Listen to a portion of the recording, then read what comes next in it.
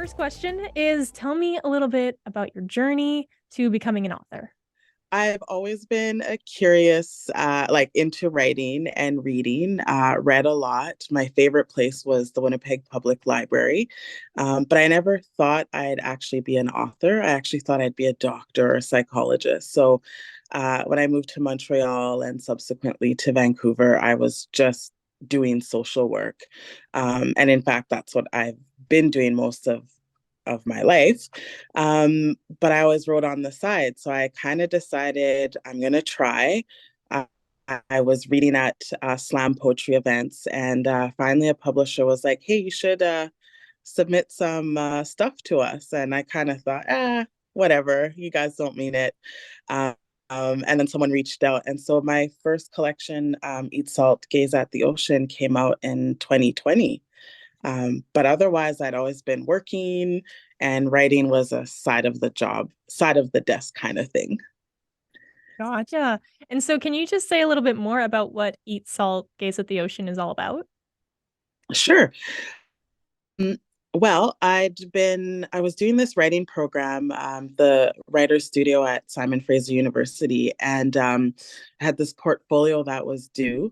And I kind of all of a sudden kind of decided, no, I'm not going to submit this collection. I'm going to work on something else. And it was Halloween. And I was like, I really don't like zombies. Why is that? And then I realized, oh yeah, zombies are part of like our cultural myth and we don't love them. And I thought I'd deep dive into what zombies are about. And so I basically decided to use the zombie as a metaphor for Black lives, what it's like to sort of be in that in between space of what I think is we're kind of alive, but also kind of dead. That in between space of being seen and not seen, and that hypervisibility that we experience. So, yeah, I thought I would do this whole big metaphor. And so the ocean and zombie were metaphors for kind of like the condition of what it's like to be Black in Canada. Okay, because I was reading kind of like the summary of the book and I'm like, zombies, that's an Yeah. interesting take.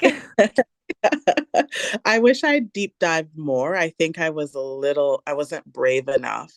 And I have this running joke if I could write a second book, I would call it I'm Still Not Done Talking About Zombies. Might happen, who knows? I really get into it if I do. That's awesome. I love that. Um, Yeah. all right, so diving into the meaning of February, what does Black History Month mean to you? Yeah, I feel it's a sort of complex month. It's like the shortest month, except for leap years. But also, like, I like to think of it as also Black Futures Month. So not just looking at the past, but looking forward to like what we can do, what we can continue to contribute, how we could improve our outcomes. And I also think of Black History Month as being not just my history or the history of Black people, but all of our histories, because we're not just sort of like this side or addendum in history. I haven't deep dive into, say, Winnipeg's Black history, but it's something that I'd love to do.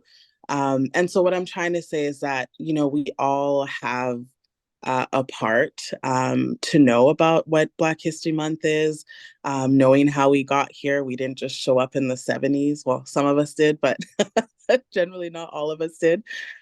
So yeah, and I just think it's an opportunity to really get to know, how Afro-Canadian, Afro-Caribbean, and long-term multi-generations of Black folks in Canada have come to be.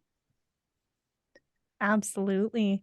Is there kind of anything else that you want people to know about, whether it's about Black History Month or I guess your journey as an author or just like anything in general? Well, I mean, just especially Black History Month, I would say to folks like just deep dive into it. Some of the stuff is painful, is difficult, might give people feelings of guilt or like I don't want to read about it or know about it. But I think it's important for people to know something. And just generally, if you're an aspiring writer, sometimes it's a great way to deep dive into your own personal histories, whether you're Black, Indigenous, white, whatever.